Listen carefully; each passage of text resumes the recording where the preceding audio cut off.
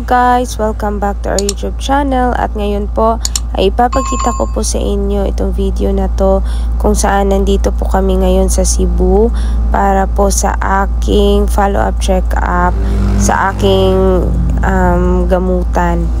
Sa mga hindi po nakakaalam, kaya po ako na-stop sa aming content na babuyan at manukan dahil po nagpapagamot po ako, and hindi po siya ordinaryong gamutan lang, hindi din po siya yung procedure na pang isang week lang or isang buwan lang. Gusto ko pong maging totoo lang, kaya po na humingi po ako ng pasensya po sa lahat, especially po yung naghihintay po ng mga content ko sa pagbababuyan at pagmamanukan dahil po na-stop po tayo saglit dahil nga po sa kondisyon ko.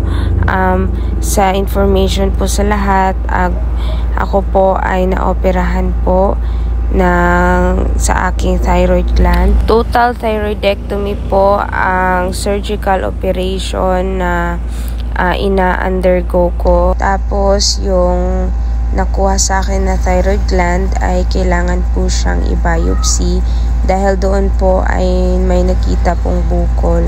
And after the biopsy, yung result po ay bad news po.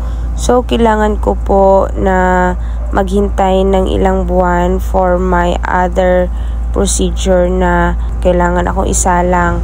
Yun po ay yung radiation. So nag-radiation ako ng ilang araw lang, tapos kailangan kong ma-isolate ng isang buwan, tapos kailangan kong mag-recover.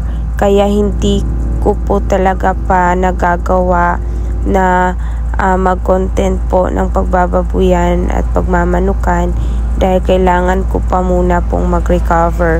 Pero pagdating po ng panahon, kung magiging talagang okay na yung lahat, ay nangangarap po talaga ako na ibalik yung pagbababuyan namin at pagmamanukan. Kasi nakikita ko po sa sarili ko na parang passion ko po talaga siya. Masaya po ako sa ginagawa na pag-aalaga ng baboy at pagbibigay po ng tips sa inyo. Kaso nga lang po, ito po yung nangyari. Kaya pagpapasensya nyo po muna ako sa mga panahong ito na hindi pa po ako makakapag-upload ng content na siyang inaabangan ninyong lahat.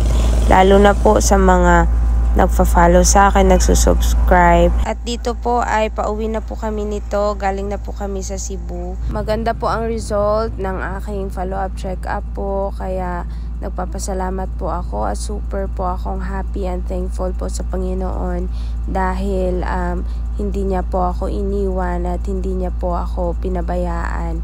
Kaya yun lang po sa ngayon. Maraming salamat po sa panunood po sa amin. God bless po sa lahat. Thank you po.